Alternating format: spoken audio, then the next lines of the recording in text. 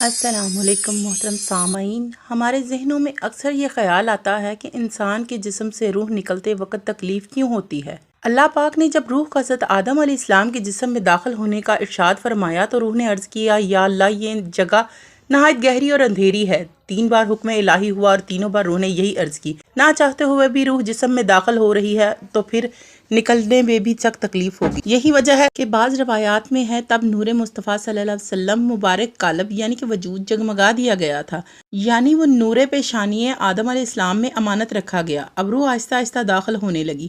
سب سے پہلے روح سارے مبارک میں داخل ہوئی تو حضرت آدم علیہ السلام کو چھینک آئی۔ اللہ پاک نے آپ کے دل میں الحمدللہ کہنے کا الہام فرمایا۔ آپ نے الحمدللہ پڑھا۔ اس پر خود اللہ کریم نے یرحمکم اللہ فرمایا۔ جب روح قمر شریف تک پہنچی تو آپ علیہ السلام نے اٹھنا چاہا لیکن نیچے تشریف لے آئے، کیونکہ نیچے کے حصے میں ابھی تک روح نہیں پہنچی تھی۔ جب تمام جسم میں روح پہنچ گئی تو اللہ پاک نے آپ کو ارشاد فرمایا، اے ابن آدم میں کون ہوں؟ حضرت آدم علیہ السلام نے عرض کیا، تو اللہ ہے، تیرے سوا کوئی عبادت کے لائق نہیں۔ اللہ پاک نے ارشاد فرمایا، تم نے صحیح کہا۔